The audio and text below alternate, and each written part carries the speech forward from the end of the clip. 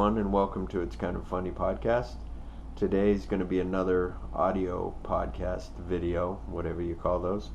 But what I want to do is we're going to be doing video podcast with most of the co-host. So that will be coming. So I'm sorry if you're bored by these audios, by the video, audio, whatever, like I said, whatever they're called.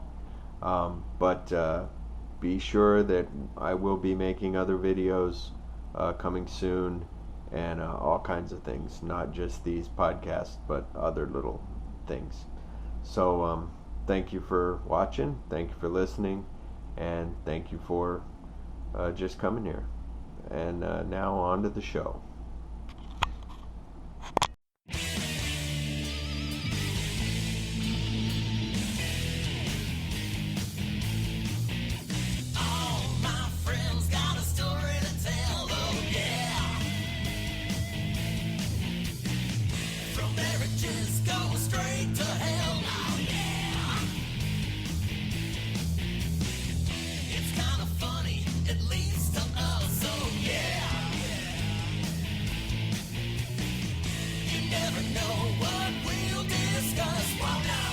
So we were talking about not knowing anything, well, forgetting shit. So my wife, the other day,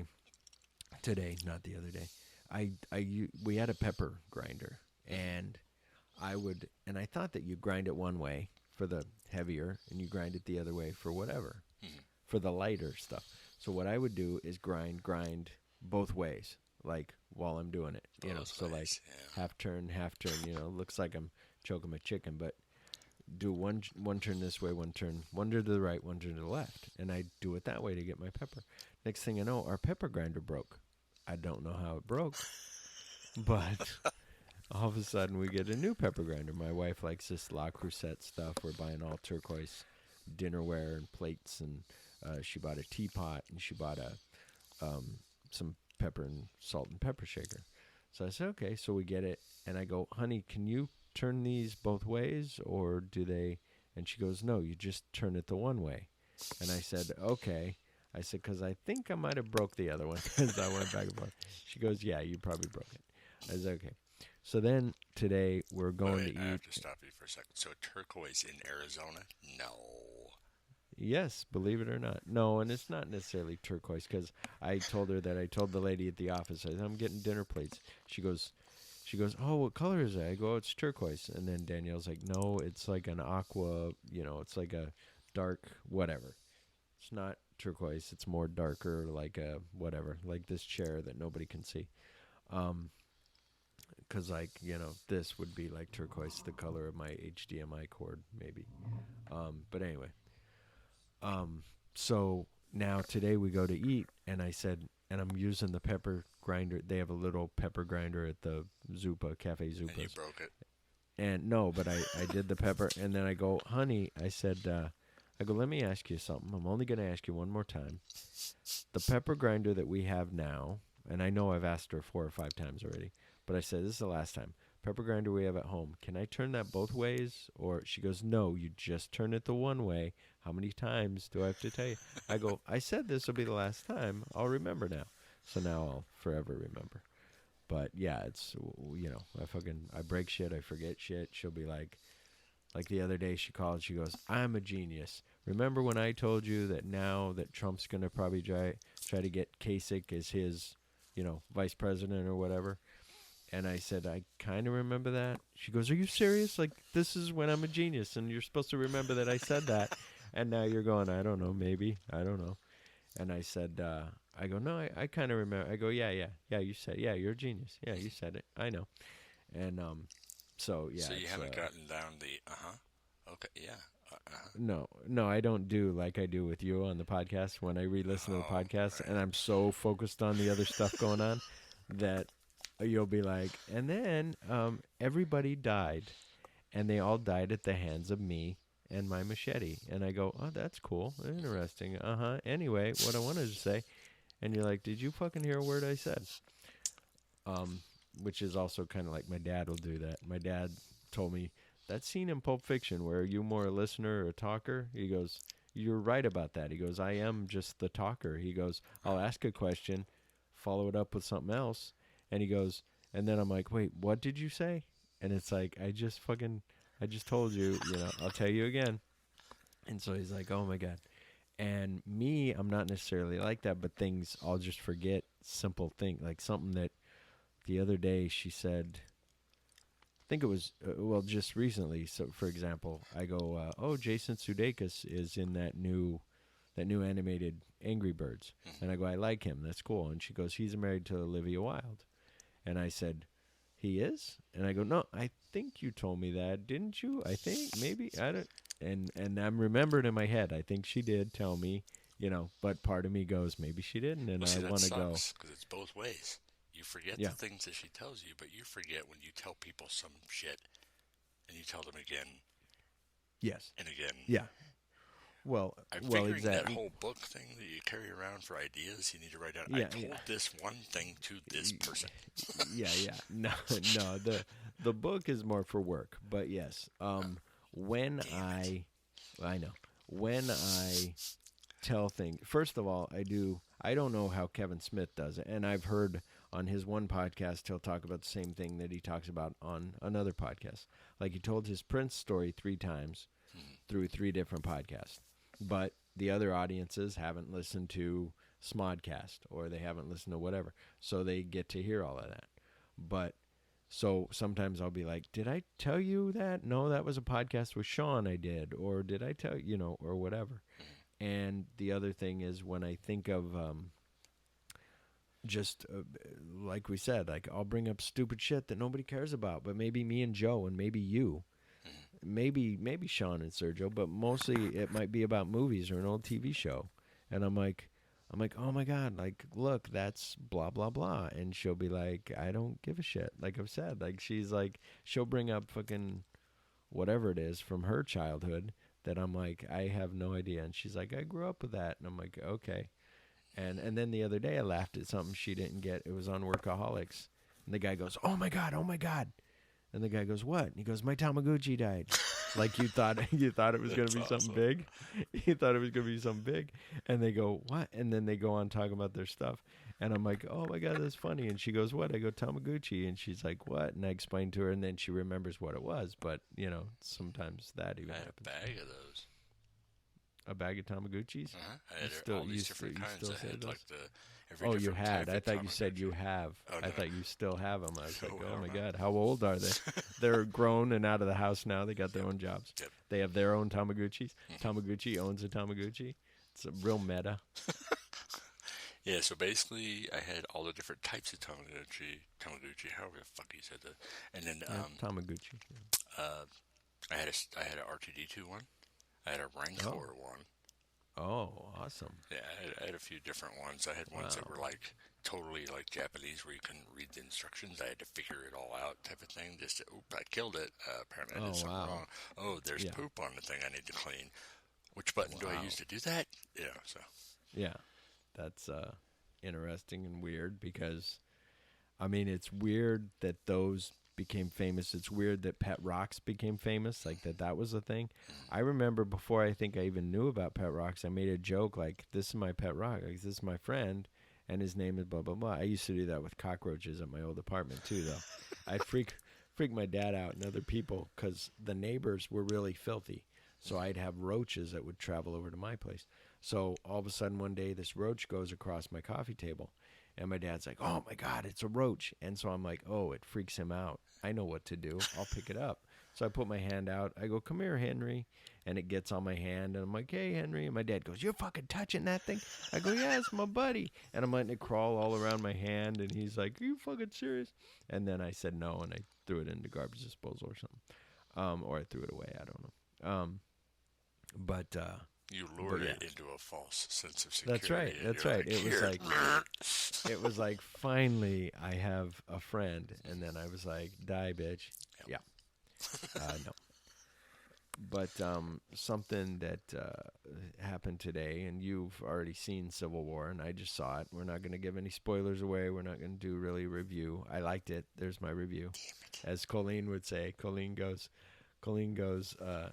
she goes, your Superman, you and Chip's Batman vs Superman review. I thought like it would at least be 30 minutes of a review, like an intense, like in depth. Yeah, okay, yeah. Act one, blah blah blah. She goes. So I'm like, okay. Instead of seeing a 2.5-hour movie that I don't really want to see, I'll listen to this 30-minute review.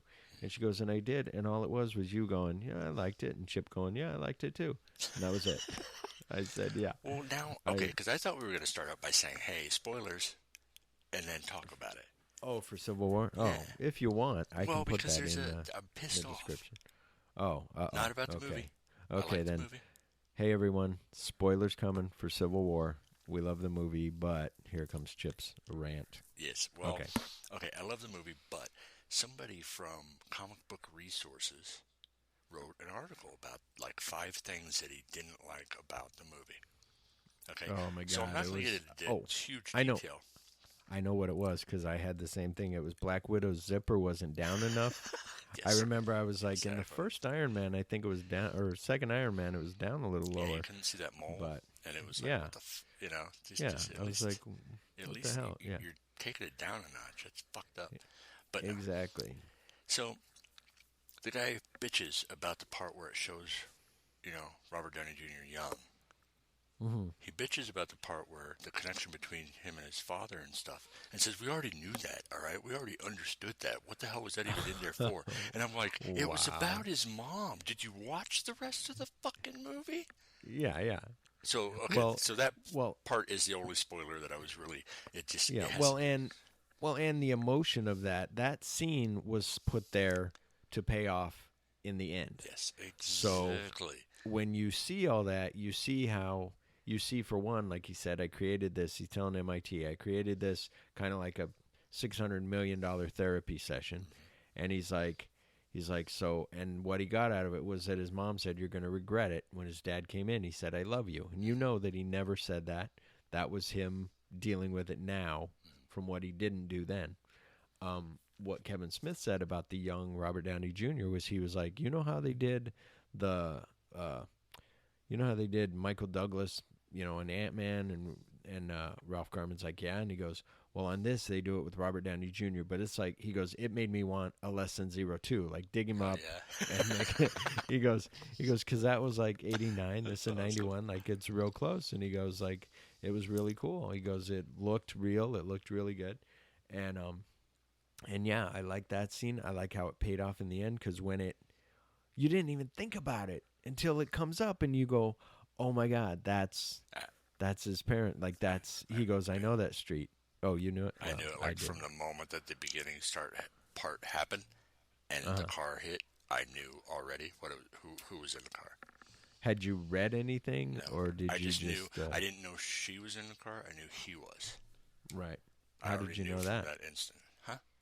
How did you know that? From time, from when it said the timing and everything, and I just kind of I figured that pretty much was what it was about, that it was connected to that. So right. It was weird because that's why it was kind of cool, because at least they clarified in the beginning that the part about his mom was a thing of, he later on in the other Iron Man movies made a better connection with his father after the fact, right? Yeah. But it was his mother who made him who he was. You know what I mean? Just led him in a different path. It was the nurturing of his mom that was she was kind of his conscience, which makes sense as to why he was drawn towards Pepper Potts, because she was like his mother. She looked like his mother. It was what he was attracted to, was that somebody that helped him and kind of almost raised him while he's an older, like he's an adult, but he's still having to be coddled and helped by this woman who pretty much reminded him of his mother. Yeah. So. No, that's but with me, like I said, it didn't pay off till the end when I was like, oh my God, and Danielle's like, what? And I go, that was his mom and dad were in the car, and she's like, oh my God, because I thought when they showed the guy like he had dark hair or something when they showed it in the beginning, but then I was like, oh my God, and then when he watched that, then you're just waiting, And then, because you're also thinking like, well, in the trailer, which sucks because now you're going in the trailer. I saw the scene where they're fighting, but now they're all made up now and everything's cool. And then you're like, but Black Panther doesn't know that this is going, that's not the guy. And so then when it does, like I said, pay off, you're like, it's like emotional. Like you're like, oh shit, like, he's just watching that and he wants to tear his head off, and and just everything. But yeah, that was cool. I liked Black Panther. My wife was giggling a little bit, and I said, "Why?" I go, "You don't like him? Why? What's wrong?" She goes, "It's Catwoman." He's like Catwoman. And she would do these little like pawing at me like two chicks fighting. She was like, meow. And I go, what? I go, no, he's cool. She goes, he's like Catwoman. I don't know. And I said, well, I like him. And then on the way home, though, she was like, or maybe when we got home, she was like, so he's kind of like Tony Stark in a way, where he's rich and he does. I go, well, he's a king, so he's more royal. And then, Tony's got like a lot more money than this guy does. But yeah. And sort of, because of the fact that the king and royalty, that's one thing, but he's also got the mineral rights to the vibranium. Yeah, so they pretty much own all the vibranium mine. Yeah. So that'll. But that's also why they won't release the vibranium stuff, because if they do, then too many other countries, if they had a hold of the vibranium, would be unstoppable, because if they made warheads or whatever out of vibranium, they could rip through bunkers. They could basically, if say the president were to go into the secret protective bunker or whatever to get away from anything, they would just use the vibranium to burrow through and kill him. So no, that was and that's, I just I love that when he first, whatever it was, I don't know if anybody caught this, but when he's fighting with Winter Soldier and he stops his arm, and it's almost that Superman Batman moment where Winter Soldier looks at him like, you just fucking stopped my my extremely strong arm, like how'd you do that? And then they just keep fighting and they go on, and you don't really see much about it, and it was just like, that was cool. Well, it's also that moment of him being shot. Like when Black Panther's standing there like it's nothing, and you realize that his whole suit is made of vibranium. Yeah. When that happened, I was like, "Oh, cool! His whole suit's made of that." And then of course Spider-Man. What'd you think of Spider-Man? It was amazing. So fucking awesome. He was an amazing Spider-Man. Is that what you're saying? Yes, can we quote you on that? Can we put that in a book? I might go as far as saying spectacular. Mm-hmm. Yeah. The ultimate, would you say? Probably, yes. He would be the ultimate Spider-Man. Yeah, I liked, and I had heard Kevin Smith said this before. He goes, I'm not spoiling anything. He goes, but there's a really cool, he goes, first of all, Tony Stark and him together, like that scene was really cool. He goes, but then he said, when there's a scene when they're getting ready to fight or they're fighting, and he said, and Captain America goes, oh, where are you from? And he goes, Queens. And he goes, where are you? He goes, Brooklyn. And he leaves, and he goes, it's just awesome. And my wife loved that moment, and I loved it. And I just loved how Spider-Man was like talking, and they're like, have you never been in a fight before? There's not this much talking. Yeah. And what was cool about that, there was more to that than what was there. Like, my thing that I went to right away was, this is a nerdy kid who's never been in a fight. Like, he's either fleed from a fight, smart enough to not fight, or whatever. And all of a sudden, here he is fighting, and he's a little nervous, and he's trying out for Tony Stark, and he doesn't know how to do it. So he does that. So he's like, no, sorry, but it's like, no, I never been in a fight. Yeah. The other thing that I liked, that I wanted to see, that was in the Civil War, was, and I had told you about it one time, and I don't know if I still have the books, but I don't think I do. Iron Man, Tony Stark gave Spider-Man an outfit that was made of iron. It was a spider suit. And I was like, oh, that's awesome. And he was fighting, and he was doing stuff, fighting this guy. And all of a sudden, he decides now to go with Captain America, that Captain America is right. And he starts to go Captain America's way, and he's getting ready to fight Tony, and Tony hits a button or says in his suit, disable the suit, and it doesn't work. Yeah. And Peter Parker says, you don't think that I found that fail safe and I broke it and I, and all this stuff. And you're like, oh my God, this is fucking awesome. And then he just covers him in webbing and Iron Man can't move. He's just, stuck there. So I kind of wanted that. I knew that they wouldn't do that, but I kind of wanted that kind of arc to go through because that would have been cool. Because then there's a moment on the roof in the Civil War comic when Spider-Man's talking to Captain America, and Captain America's giving this great speech, and then Captain America, and they're just getting ready to fight, and Captain America leaves to go fight, and Spider-Man goes, that's why he's a hero. Like, he's just speechless hearing these great words coming from this great man. So it was really, really awesome. But, yeah, so everybody get the comic. Yeah. Well, and all the comics. I guess they were saying that, because the Marvel Cinematic Universe is supposed to be different, and they kind of warned people because everybody was expecting Captain America was going to die and all this stuff is supposed to be exactly the way it's supposed to be, blah, blah, blah. And yeah, they thought it'd be that one. Yeah. Because it happened right after. Yeah. Yeah. And so that was kind of the thing was that, Tony Stark gave him the Iron Spider suit, but so that's why in this movie he gives him a suit. Yeah. It's the one that you normally would expect Spider-Man to wear, but it's what he gives him to replace his crappy, piece-together suit with goggles. Yeah. So, in a way, he still did it. It's just different. Yeah. They're supposed to be... I wish they would have explained the eyes, though. Like, how his eyes squint. Like, explain to me in a practical way of how that works, and I'm more okay. But when I first saw those squint, I was like, what? Wait a minute, what? Like... Yeah. Well, I honestly don't think everybody was like saying that they heard gears moving and stuff in the trailer and all this for it to close and open and to react. Right. And I'm like, I don't care about that. I pretty much care that the directors were smart enough to watch Deadpool and go, that's the way it should be, the way it is in the comics to show expression. It's always been that way for the expression part, and it's just. Yeah. Very, very true. I didn't think of that. Yeah, you just do it like the comic book does that, and they don't explain it. So, yeah. I was thinking, though, being as he said, the goggles have to be a certain way because I'm totally intense on when I do this now that I have this disease or mutation, whatever. What is cool is that now pretty much I think they said what Kevin Smith had explained was that they're letting...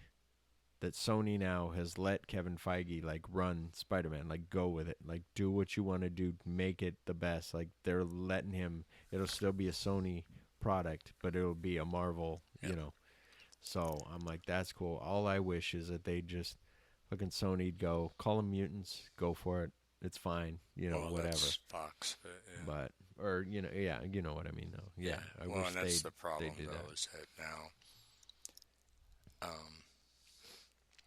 everybody's really wanting Fantastic Four to finally just be given up by Fox so that Marvel can do something with it. Because technically, the Fantastic Four is considered the first family of Marvel. Yeah. So people want them to fix it, but of course, Marvel already said, Marvel already kind of threw down the gauntlet with some of this stuff with Fox. They're pretty much at a stand still with Fox, and they kind of hate each other type of thing. That's why it's good that Sony, they never really had a bad thing between Sony, so for them to figure things out with Spider-Man was good. Now, all the reviews are starting to come in for the next X-Men, and it isn't good. Oh, really? Yeah, there a lot of people were saying that it's, at least the highest I've seen is a 7 out of 10. But the rest of it is not really that great. They're saying that it's just convoluted crap. So. Yeah, well, and that's like, you can see where it's like, okay, now we have, where either you go on the other end, which you go on a business end where you go, we want Jennifer Lawrence, and Jennifer Lawrence is like, I'm not doing it again. And they go, what if we give you a bigger part in it? And she goes, okay, and then that's the last one. And so then they go, here's what happens. The team breaks up, and you come back, and you have to bring them all together, and you're the one that kind of shows them how to be a team and how to unleash everything and da-da-da. And it's like, okay. And so then, so that's why you kind of have that. But what else? Part of that is also it's probably a stereotypical kind of thing that you have to do, where all of a sudden you get somebody runs, the very first X-Men. Wolverine's like, fucking, I'm out. Rogue is like, me too, I'm going with you. And then they end up coming back, and, fighting.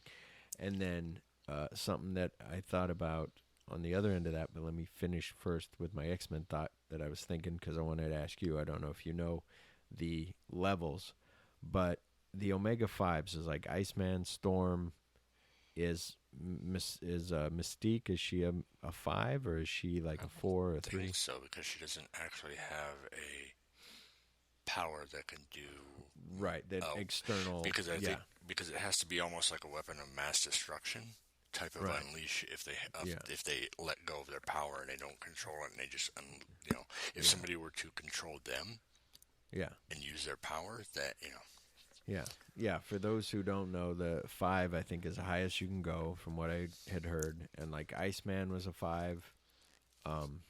What's her name, the girl that died in the third Phoenix X-Men movie, she's a 5. Xavier of course is a 5, all the Storm and all this stuff. So I just saw Storm and what's her name fighting, and I was like, I forget who the person was in the trailer. But anyway, I was just wondering if they're all matched up. I don't know why I wondered. I just thought about it. Not that it matters. Everybody's already asleep listening to our podcast. But the other one was, speaking of formula, even though it looks fun, I'm going to go see it. Excuse me. Is the Teenage Mutant Ninja Turtles, the new movie, is like, my wife loved it because she grew up with the Turtles. Yeah. You and I grew up with the Turtles, but she grew up with like the cartoon or whatever. Yeah. So as soon as she saw Bebop and what's his name, she was like, oh my God, they got, like when she first saw the trailer, she was like, they got Bebop, oh my God. And I was like, yeah. But what's funny about that is kind of like you said about the second Avengers, was it's the same thing. One of them says, I want to be human. The other one say, no, we're turtles. So he goes his way, and then what's going to happen toward the end? They all join together, and they're all, we're turtles, and let's fight, and cowabunga, and all that stuff. Yeah. So it's kind of funny in that way. When you look at that trailer and you see the ones like, no, we're human. No, we're turtles for life. He's like Bad Boys 2, but Turtles 2. Anyway. So, which, by the way, I just watched Bad Boys 2 the other day. Danielle put it on Hulu or Netflix or whatever, because she was like, I just want to put on something. So I was busy on the internet looking up YouTube stuff. She puts it on, and I thought, well, maybe I'll watch the whole thing. Maybe not. I don't know if it holds up. That movie still holds up. It's a good movie. It's got its silly parts. They break into the place, and they're going to spray for bugs, and, that whole thing. But it's fun, and it's a cool little action movie, Yeah. So it was pretty cool. I have a problem that when I watch Bad Boys and stuff, I end up walking around saying, I'm Mike Lowry. Ah, that's pretty good. If I had my eyes closed, I'd think that you were Martin Lawrence. Yeah. just keep saying it over and over again. But, yeah. Or no, Will Smith is Mike Lowry. Yeah, but he was acting like he was. He was Mike acting Lowry. like him, right? Because he had to. That's right. And then, but anyway, so Civil War was good. And what else? So that was good. And then. So the rumors are. Dun dun dun. That because of the ending of Civil War, that they're setting it up because they're trying to do more. Like they were using a bunch of other superheroes in Captain America to make it as big as an Avengers movie and to sell, right? Right, yeah. And to help lead up to other things. So with what they did with Winter Soldier at the end of this, it's set up to where for the Black Panther movie, when a villain appears, Black Panther has to get Bucky to help him. It'll become a buddy movie. Also, just the same way the Hulk is going to be in Thor. Right. I see. Yeah. Yeah. Interesting. Yeah. Well, and that's what else I was thinking of before we started recording, was that it was good that they didn't have, it wasn't it wasn't saturated with superheroes, but they had a lot of superheroes. So when they fought, it wasn't just like two people fighting. It was like I told my wife, I said, I couldn't imagine the logistics of, okay, Scarlett Johansson available to film with, Chris, and is this person are all these people have to be available at one time to be on set all at the same time. And but it was good the way and of course they're all filmed separate. I understand that, like, you film her shots and do whatever. But yeah, the action scenes were cool. The just all that stuff, him and Bucky like working together against Iron Man, like throwing the shield back and forth, like that was cool. Well, and see, that's what was nice, is that it wasn't convoluted. It wasn't a bunch of just like too much happening where you're like, what the fuck, And yeah. To me, that's the way the second Avengers was. The second Avengers was just pointless. In so many whole aspects. Bunch of Well, and it's partially these directors that are, these guys who directed it, they went a different way. And that's what a lot of people are saying about the Captain America movies, seem to get better as they go, and they're just doing it right. The Avengers movies are almost like, let's cash a paycheck, or whatever. Yeah, exactly. But, yeah, it was... well, and the Russo brothers, I understand why they turned around and said, hey, we would like you to direct both of the Infinity War Avengers Infinity War movies, because after seeing what they did with, Captain America, they're like, oh crap, we need these guys to, make sure that it's perfect. So. And that makeup on Voltron, I don't know, or Voltron, on Ultron, I don't know if it's all makeup or if there's some CGI in there or what. But I was watching intently to see if I could see skin cracks, like like his skin, but you can't. Like it's like I was like, that's amazing. Like either they did that practical, and there's shit on him where you can't. Where when he moves his mouth or does whatever, there's no little old man cracks or whatever like I have. But yeah, it was just cool. That was an old man crack? Separate. Oh, I have my butt crack, and then I have. My wife goes, "Don't smile so much, because your eyes are gonna." I look like the crow's feet that I got there, like a bird walked on my face. And same thing with all the wrinkles on my cheeks. Oh, and when I shave, so I'm shaving with. Don't forget what you were gonna say. Okay. I got this shaver for Christmas, like a electric shaver. When I shave, my face wrinkles up because I got all this skin. So I'm doing this, and my face is like I gotta go one way and then the other. Yeah, because it's like I got wrinkles, and it's like trying to vacuum on a loose rug, and it keeps folding up, and I gotta straighten the rug. That's awesome. But yeah, what were you gonna say? Okay, I don't know if you remember back when me collecting comics and all this stuff. Do you remember Wonder Man? Sounds familiar. He does the bread. Yes. Wonder Bread. Yes, that's what I thought. Yeah. No, I vaguely remember Wonder Man. Okay, and he had red eyes, and in the comics, the way he was portrayed was, at the time in the 90s, was that he was a superhero, but at the same time he was an actor. Huh. So in a comic, he would like be in the middle of filming stuff or whatever, and all of a sudden, I gotta go help fucking people, damn it, whatever. Yeah. But he was part of the Avengers for a while there, I think, or West Coast Avengers or something. So apparently there's rumors, or what they've shown is that for Guardians of the Galaxy, there's a scene where Guardians of the Galaxy 2, where they're on Earth at some point. Something happens for them to be on Earth. And in the background, there are actual posters of I forget what his name is, something Wilson or whatever, I don't know. It's might be I forget what his real name is. But the guy that was Wonder Man at one point, it shows movie posters that he's acting, and one of them is a biopic of Tony Stark. Oh wow, that's cool. Yeah, and it's that's funny. It's Nathan Fillion. Oh, cool. Yeah, that's cool. So it's kind of like a cameo thing, but it doesn't really. I mean, it's just showing that, but that doesn't. That may be all it is. We may never see anything more of that, but it's freaking awesome that at one point he was a superhero and then decided, you know what, I'm gonna just be an actor, and then stopped it. But I'm hoping that it's gonna be more than that. That we're all of a sudden just gonna see Nathan Fillion, hopefully he's going to secretly buff out or whatever he's got to do to get all, in shape to be this superhero or whatever. Yeah. But that would be very cool for him to at least show up. Even if he doesn't show up in Guardians of the Galaxy and they only show those posters, maybe he'll show up in the Avengers Infinity War to help. Yeah. And, yeah, and then be buffed by then. Maybe he'll do that's the Rock what's cool stuff or whatever. Yeah, well, and that's what's cool too when they do, like Kevin Smith talked about, when Marvel does the Marvel Universe, they keep everything, all the people who were cast as these people, except for, of course, Trevor, what's his name? Except for the guy from Empire, who's not Rhodes anymore. But it's like when Ralph Garman first got the job on Agent Carter as a radio show announcer, and so Kevin Smith's like, holy shit, like, you're in the universe now. Like, if they ever do anything in the 40s with a radio show guy, you're going to be the guy. Like, that's awesome. And he's like, oh, yeah, I didn't think of it. But he goes, but then I want to be like a superhero, and they'll never cast me as a superhero because I can't play both parts. And so it's just, that's what's cool about that. Like, with the Agent Carter and Captain America, like, just following that all the way through.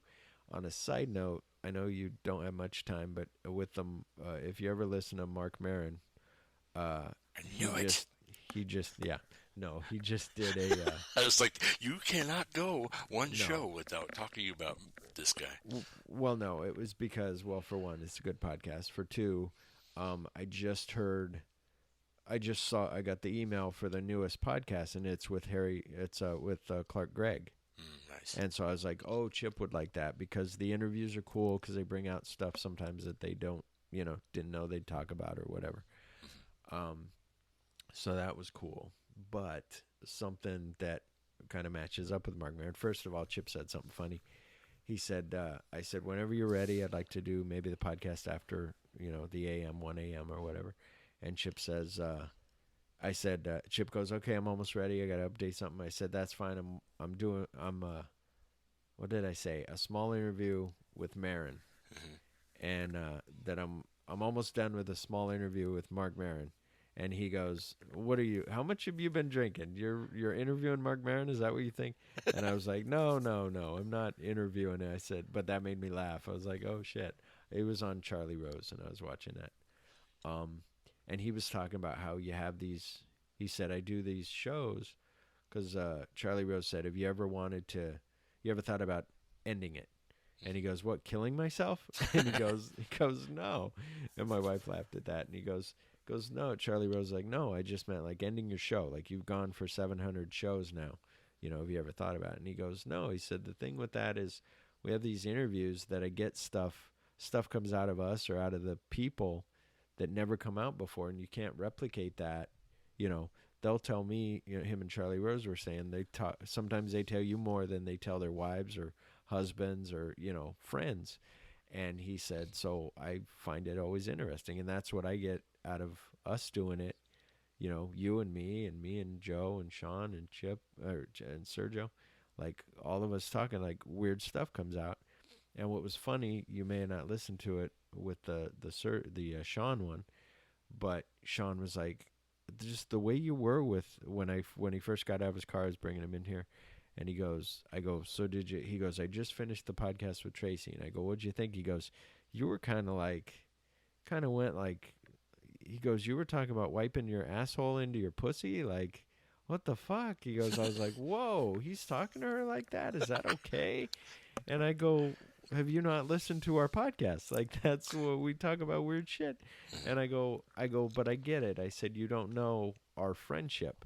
So when I brought up that, which was to be funny because I was telling her about wiping my grandma's ass and her vagina, both grandmas.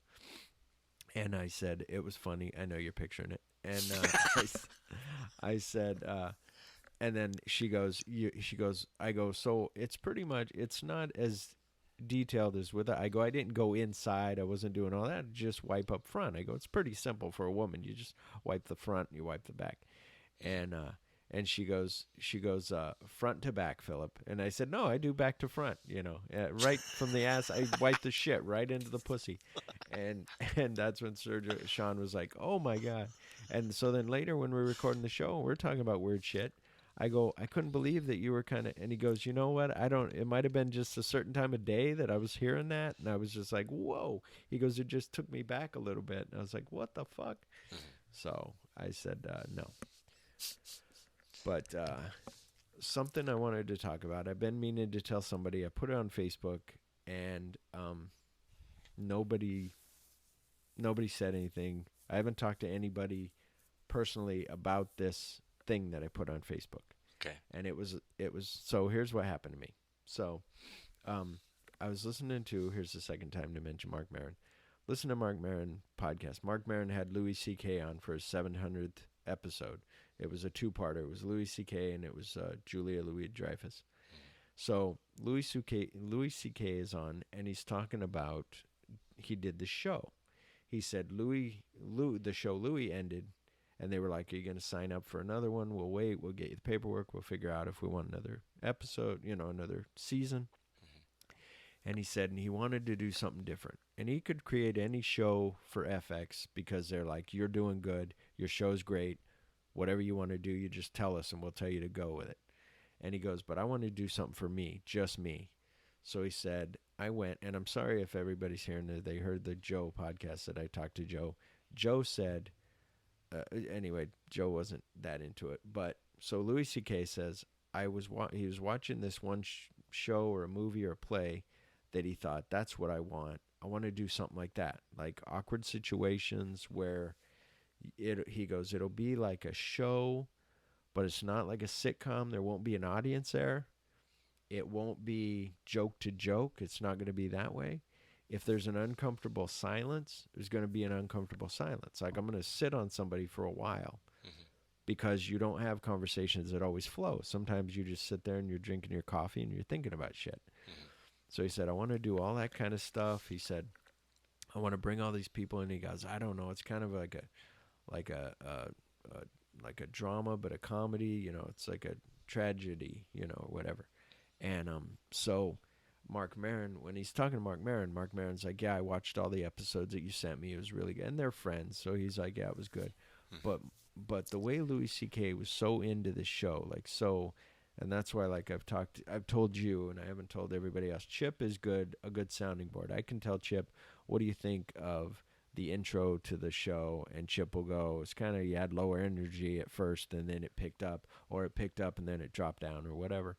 And so then I go, okay. Or I go, was it funny? And he'll go, yeah, I laughed. And I go, okay, okay, good, because I thought it was funny. I wasn't sure. So the thing on this that I tried to explain, so I put that it was inspiring. He was saying, like, I created, so I said, well, where should the show be? And he goes, and I thought I'll put it in a bar. And he goes, so then I put these two brothers are in a bar. And he goes, and I know Steve Buscemi because he used to be a New York firefighter. And he said, and he does these New York firefighting gigs, for 9/11 or for whatever.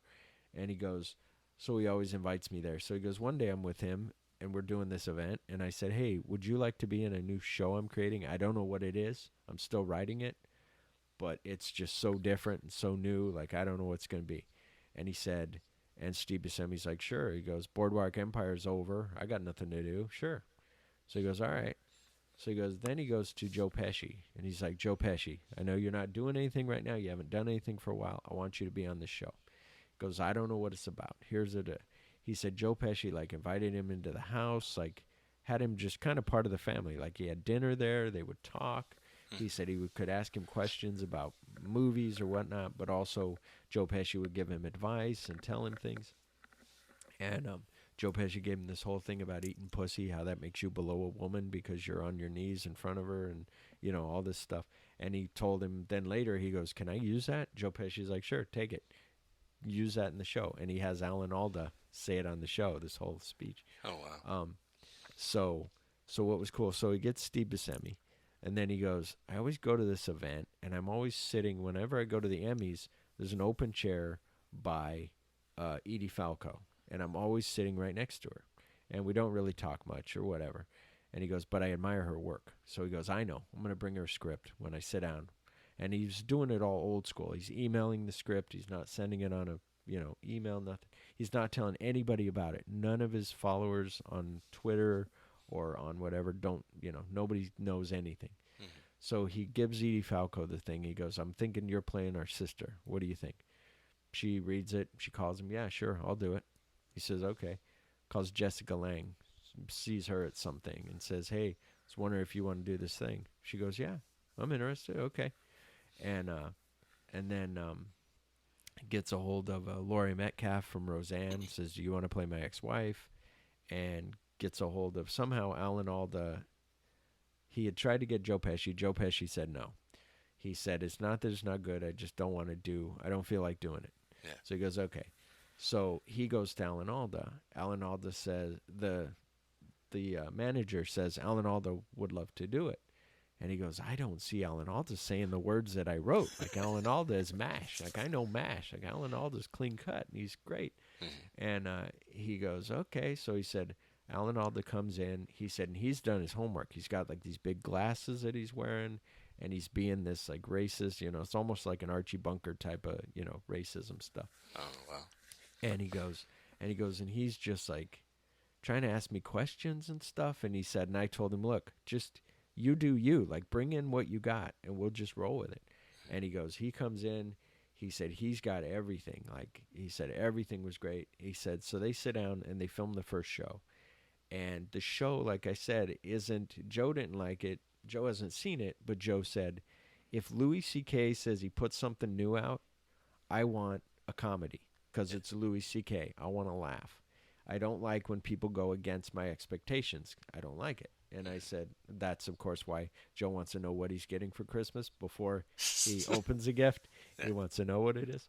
So I said, no, but that's what's great about it. Like, it's like real life stuff. So it's filmed like a play, but there's no audience. So there's no laugh track. There's no nothing. There's music. There's them talking and just doing their scenes.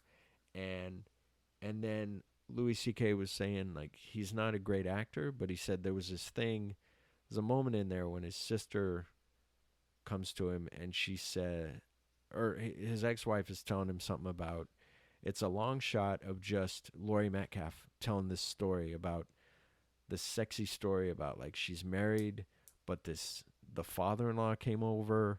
And it was all this tension, like she felt like kind of turned on by him, and so she tried to lay with her legs open so he could see stuff, and this. So she tells this whole great story, and Marc Maron was saying, you see that and you go, who is that actor? And he goes, then you realize that's Laurie Metcalf. Like, oh my God, because she looks so different.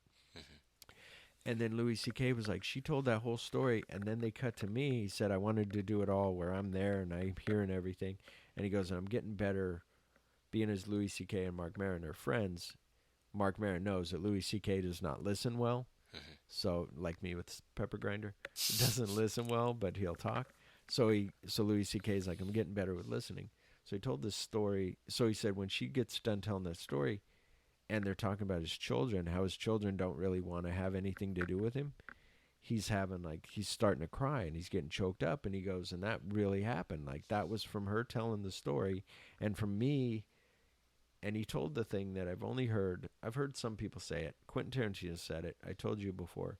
I read this thing Quentin Tarantino wrote once that said, somebody asked him, how did you know in Reservoir Dogs that Mr. Blonde was going to pull a straight razor out of his boot? How did you come up with that? He goes, I don't know. He just had it in his boot. I didn't know he had it. I was writing the story. All of a sudden he pulled it out of his boot. And I'm like, what the fuck? And at the time, I'm like, that makes no sense. How stupid. I don't get what he means. Then when I was writing my D.B. Cooper story, I put these two guys in a room. They're all talking. I'm just writing down what they're saying. I think it's when you're passionate about something. And so Louis C.K. was saying when he was writing these scripts, he said, I got into these characters. He goes, I didn't want to hurt the brother, Steve Buscemi playing the brother who's a little mentally ill. And he said, and I knew he's going down a dark path, but I don't want to kill him. I don't want to do anything. So I'm trying to figure out how to work it, but I want to be true to the character, but not not do something cheesy, but be true, but not hurt him, but So anyway, he goes through, there was an emotional scene there. He said there was a part when Edie Falco comes and tells him this news, like she just got better, she was sick with cancer or whatever, she got sick, and she comes in to tell him that she beat it. And he said, I want to hug her. He goes, I feel like she's really my sister by this point. And he goes, I want to give her a hug, but I also know that she's not a hugger. Our family is not that way. I'm not that way as a character. She's not, her character isn't that way. So he goes, he just kind of gives her a halfway hug. And he said, and I was crying. I'm really crying. Like, that was devastating. Like, she beat cancer, but she's Edie Falco, but I'm seeing her as my sister. So it's this whole emotional thing. And for me and for you, maybe I'm a big fat pussy, but yeah, you wish. So I get real emotional. So I'm watching the shows, and there's some really cool moments. And I'm also watching it as this is groundbreaking and clever. So what he did was he did the first show, and then he told everybody who was on his mailing list, I just did a show. If you want to see it, send $5. You get the first episode. He sends it to them. They watch it. Everybody's on Twitter going, oh my God, I love it. It's great. Like, so cool. The next week, he'd give them another one. He'd film it on like Tuesday, edit it on Friday or Thursday, and then put it out on whatever, Monday, Saturday. So he did that. So there's 10 episodes, and he finished them all. And now he was going on tour, went on Charlie Rose, and he went on Marc Maron to say, for $31, $31.99, whatever, $31.00, you can get this show, these 10 episodes. So after he's talking to Marc Maron, I just felt like, oh my God, like the story that I just told you was pretty much what he said with more. And I was like, I got to get this. Like, I'm a creative person. I want to get this. Excuse me. So I went ahead and I come home. I go, honey, I got to spend this $31. I got to buy this thing. She says, okay. Buy the thing, and I watch it, and there was an episode, I think it was episode 8 or 9, and leading up to this, because other people, so I wrote this quote. There was a quote that was on the show, and this, I'm explaining this, and I'm sorry that this is a long story, but I'm explaining this because it hit me on so many different levels. I don't know where it came from. It was weird. Through my week, I was hearing, since Gary Shandling died, Kevin Smith played an old Gary Shandling interview that he did. On Marc Maron, he played an old Gary Shandling interview. I've heard Judd Apatow writing on his Instagram. It's all about Gary Shandling, because that's who made Judd Apatow, who gave him his break. So it's this whole thing. So I'm like, oh great. So I'm listening. So I'm watching that. Then I watched this episode of Horace and Pete, is what it's called, by the way. I haven't said it, but now I did. It's called Horace and Pete.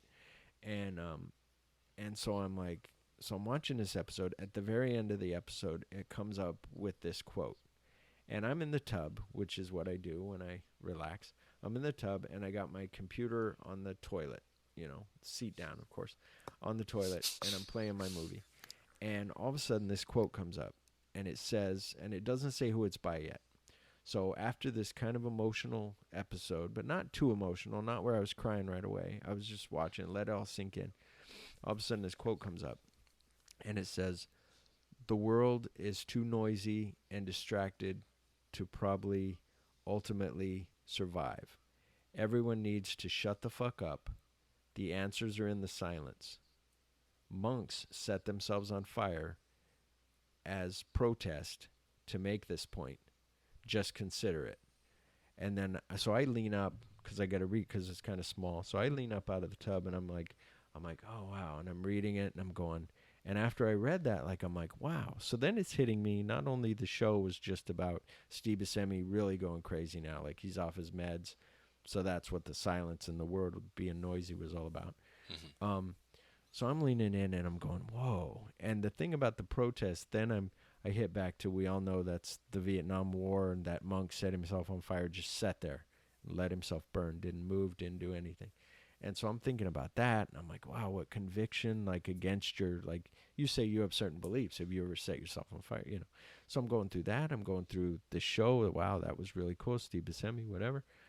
Going through the quote. Then I'm reading the quote, and I'm just like, wow. I said out loud, wow. At the very bottom, it says, it comes up slowly, Gary Shandling. And I'm like, holy shit. And all of a sudden, I get choked up. I start crying. I'm like, like, I'm trying to be quiet because my wife's sleeping and I'm in the bathroom right next to the bedroom. And so I'm like crying and I'm like, and I don't know where it came from, but I'm embracing it because it was so, just all those emotions. It was just insane. And I was just like, and so then later I tell her and she's like, I go, yeah. I go, I cried to this thing. She goes, yeah, I saw that on Facebook. Somebody else on Facebook, after I wrote the quote, I didn't really explain because I didn't want to go through a whole thing. One of the guys wrote a quote from the Bible. This guy from Kansas, Jeff knew. And I was like, and I'm like, no, I wasn't going for quotes. I was going for the impact of that quote, which I explained it just now, but even what I was going through was so deep. And my wife goes, well, why didn't you come and tell me? Like, honey, I'm having this. I go, because first of all, I was trying to figure it out myself. Like, where did that come from? Oh, my God. I go, second of all, I knew that I come in there and I go, honey, I just cried. You fucking cried a horse of pee like fucking Gary Shane. Like, well, what the fuck? Like, you know, it's just hard to. She knows that I'm sweet and sappy, but she also knows that, like I said, she thinks that if she got kidnapped right now, I'd just sit down and watch a movie. Because I wouldn't be like Liam Neeson. I'd just be like, oh, well, maybe she'll show up. Maybe I just misplaced her. Maybe I forgot. Maybe she told me she was going somewhere. Maybe I forgot whether I should turn left or right. That's right. So then I go, so then I'm like, okay. So then I waited. So I tell her, no, that wouldn't happen. I would be out looking for you for at least a couple hours. And no. And then same thing, you know, when the dog was sick and I was just trying to be. You right now driving around with the window down, just yelling her name. Yeah. It's like put up posts and things like a missing dog or something. Not that my wife's a dog, you know what I mean. So anyway, so that was just something that I had to get off and talk about on this podcast, just because it was so weird. Like I never had anything hit me like that, and it was so great and so weird, and you know, so. Well, see, and that's the thing right there is that, you know, we talk about how we cry at movies or whatnot, and it's just like, you know, sometimes it's like, what the hell, people, you know, friends of ours or whatever, like, you really cried at that? What the fuck? Yeah. But it's funny because, like, every time I come in, my wife is watching Girl Meets World. Uh-huh. So there are episodes of that are just freaking hilarious, and I'm just cracking up, and I say lines from it or whatever. But then there are the ones where I'm like sitting there, and all of a sudden I'm just like, she knows. She doesn't even have to look, and she knows I'm already crying. Yeah. Because of the scene, and she just kind of looks at me, and she's like, so yesterday I'm kind of crying at one of them, and she just looks and she goes, you need to watch these more often. Because I watch them a lot, and I'm like, okay, why do I need to watch them more often? She goes, because then you wouldn't cry as much because you'd be used to it, you know. And I'm just whatever. So. Well, and that's funny too, because like my wife likes that show, The Fosters, with all the foster kids, but she understands it's cheesy, because it's I think a CW show. It's one of those silly shows, and so like. So, like, the other day, she goes, what, she said they had something go on where the cop was on her way to go to work, and this other woman had picked up the kids, and then they got in a car wreck. And you kind of knew something was happening because they put everybody together. They're driving to an intersection, getting a wreck, and somebody got hurt. It was season finale stuff. And my wife's like, oh, my God, really? You know, but then there are times when she'll be like, oh, my God, I can't believe, you know, and she's real devastated. But, of course, she always makes fun of me for, this coming from the guy who cried at Toy Story 3. I go, look, they were going to die. They were going to burn to death. And she goes, they weren't going to kill Woody and Buzz and all that. I go, look, I didn't even think of marketing of nothing like that. I was just thinking they're stuck. I go, I'm watching this. I go, earlier, Buzz was like, I don't hold hands, whatever. I'm not doing that. I go, and then all of a sudden, Buttercup or whatever the horse reaches out, and Buzz holds either Jessie's hand or the horse's hand. And I go, and all of a sudden, I just start crying because they're going to die. Because now they've made this, I'm going to hold your hand because we're dying. So I'm like, I was just like, oh my, and then I go, and then the fucking Martians, just appear out of nowhere, and they pick everybody up, and then you're like, yay. And I said, but it was crazy. It's a fucking roller coaster, all right? Roller coaster of emotions. Exactly. So, but yeah, so that was really. Well, I had a Kevin Smith moment.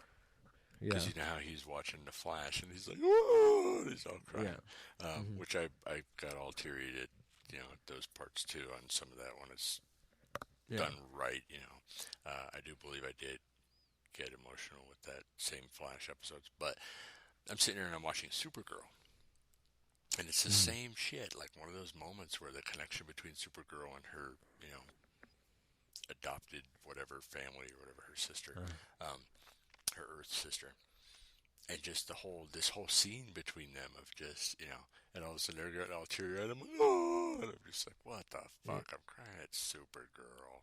Yeah. Well, it's just funny how it's just, I have that with little stupid shit. Like, I forget what I was watching the other day. It was something that just, it'll be a certain way that two people interact or something little that makes you just kind of get choked up, and you're like, and I do a thing, I don't know about you, but you giggle, you have this giggle, like this happy giggle, but there's a lump in your throat, and you're just like, but you want to cry, like there's tears rolling down your cheek, and you're like, Well, and mine turns into almost sounding like a fucking frog, because I'm trying to hold it in, and it like a thing or something, and that's when my wife hears that, and she turns and like, oh, he's crying again. Or he's about to. So. Yeah. Wow. Yeah. But so I just wanted to share that. And the other day when I called you, I was gonna go into that, and then you and I got busy, and then you didn't call, and I was like, well, maybe it's good because we talked about it now. Yeah. But I know that and that happened before I did any other show with anybody. So I just wanted to, it's like Sergio said, so I don't know. My wife goes, I think you might be mentally ill. And I said, no. I said, I don't know what it was. I said, it was part of the Gary Shandling thing, that he was a great person. It was, people on Judd Apatow's Instagram are like, enough with Gary already. Like, what the fuck? Yeah. And it's like, really? This is a guy that was like a father figure to him. Like, you don't know their relationship. Yeah. And, because he's still posting Gary stuff up. And then same thing with, and so there was that, like I said, there was the protester, there was the show, which shows really like mental illness, like how it is, like how it should be, not how, you know what I mean? Like how it should be portrayed. Well, like I told Danielle, like Danielle was taking medication. She was depressed back in the day. And so I told her, I said, and Louis C.K. said he got with a doctor and said, here's what I want wrong with the guy. Is that what are the right symptoms? They told him, and he said, could this happen? The guy goes either yes or no, or it could, it's pretty believable. You're on the right track. Just leave it alone. Yeah. He's like, okay. So it was a thing about where, kind of like with Sean with the alcohol thing, his roommate, Sandy, was like, well, just don't drink. Like, I don't drink. She goes, I realized that I don't want to drink anymore, so I didn't drink. And Sean's like, you don't get it. And his mom, the same thing. Oh, like, okay, I'll just stop right now. And while his mom's pounding booze, she's kind of the same way. Like, well, you don't need to. It's like, really? Like, you don't get it at all. And so Horace, Louis C.K. on there is telling Pete to like, well, just deal with it. And he goes, no. He said, he goes, so you'll be in the hospital. You've been out for 10 years. And you were in for 5, or you were in for 5, out for 10, whatever. And he said, yeah, in for 5, out for 10. He goes, so you'll do it again.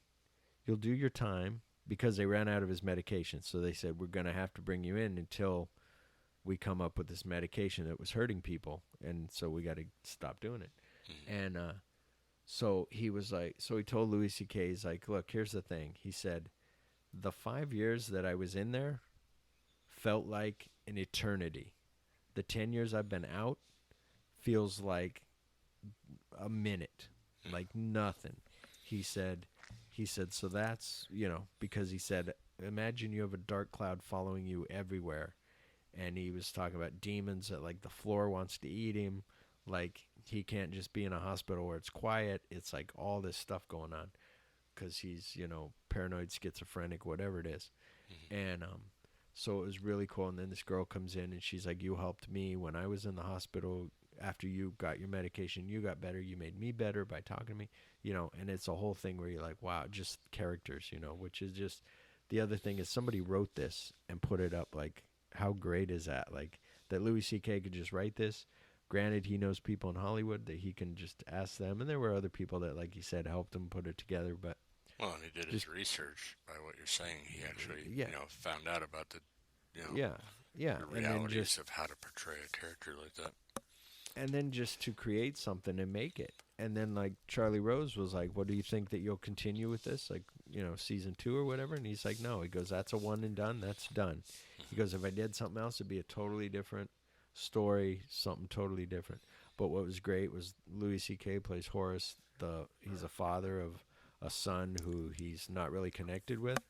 And everything he was saying on the show, which Louis C.K. isn't connected with his father. And I go, honey, look, you got to watch this little scene. And it was a scene of the daughter talking to him.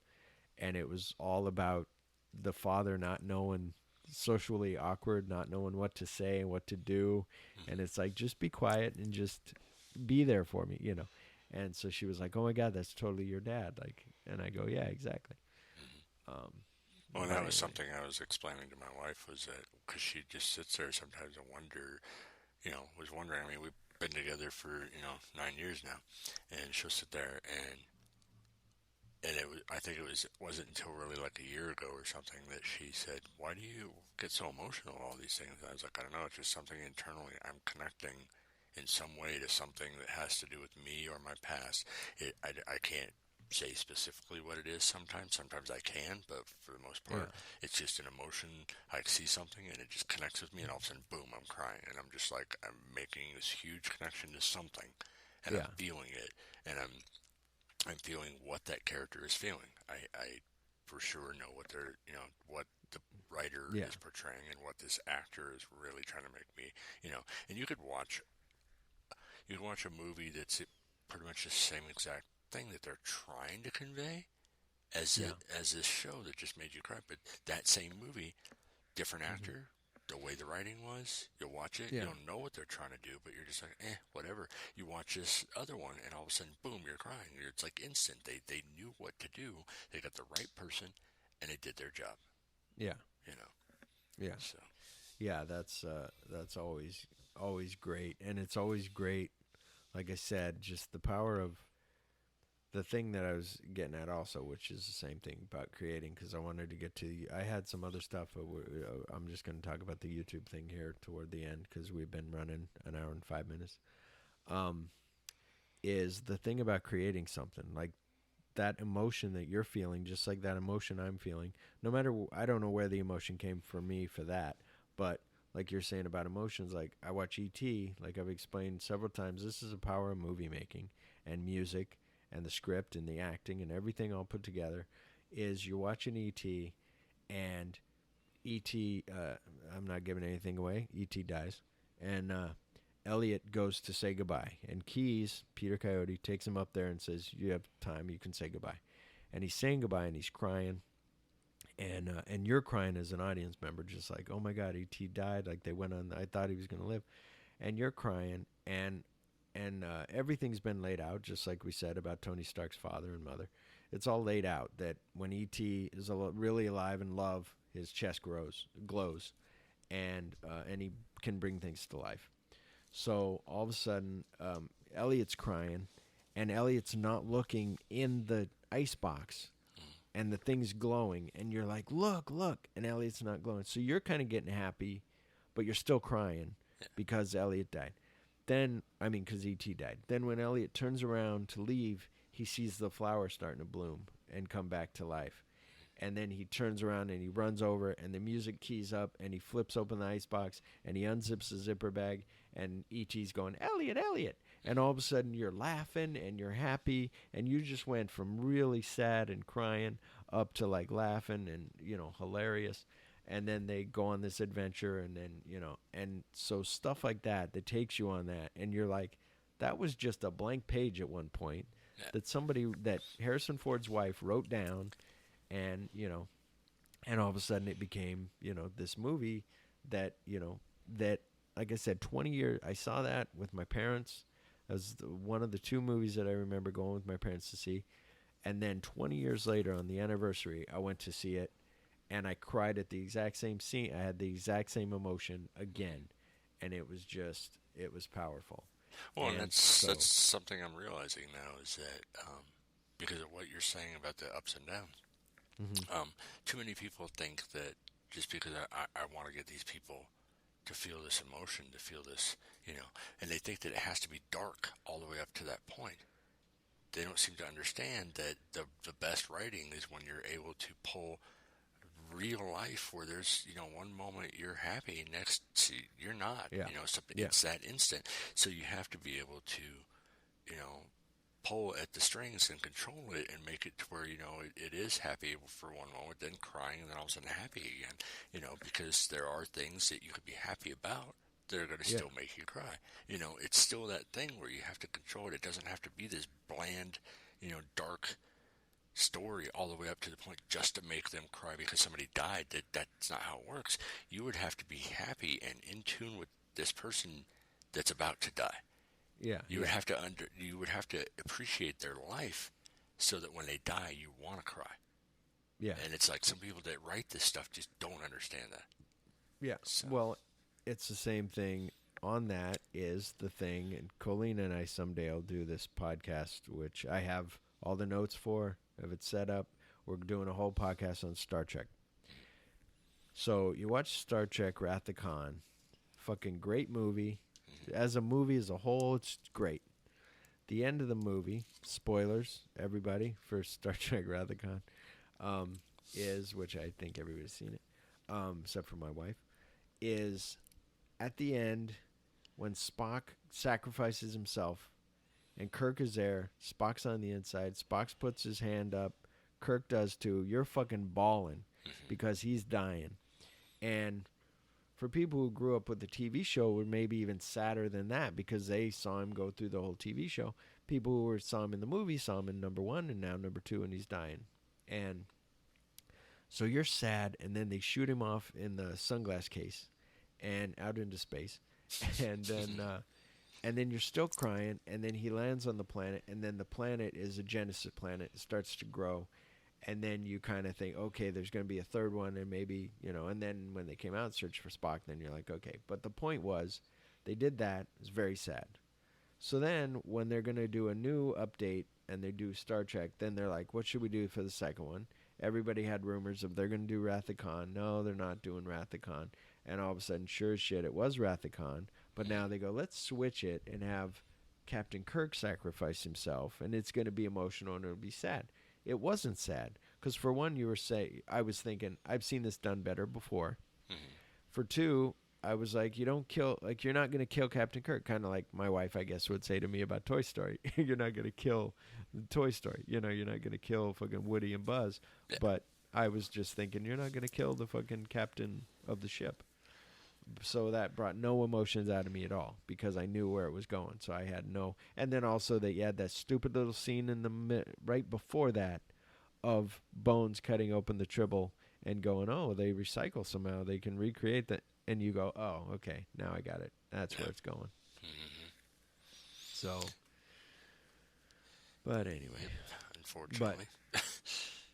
But what I wanted to say was about the YouTube thing. So then I thought, I don't know what it was, but I did like an intro on the YouTube page of explaining who we all are and what the podcast is about. Well, I kind of explained it about anyway.